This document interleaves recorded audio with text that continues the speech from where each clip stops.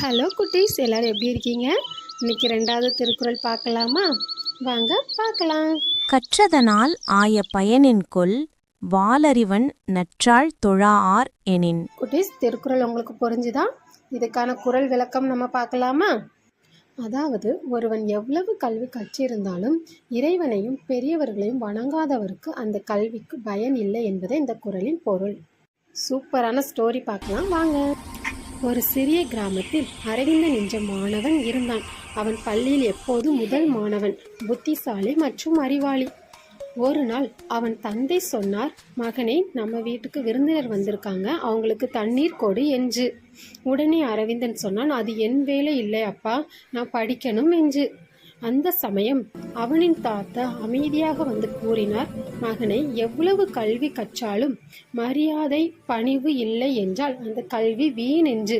உடனே தன் தவறை உணர்ந்து கொண்ட அரவிந்தன் விருந்தினரிடம் சென்று தண்ணீர் கொடுத்தான். அப்போதுதான் தாத்தா சொன்னார், இப்போதுதான் நீ உண்மையான அறிவாளி என்று.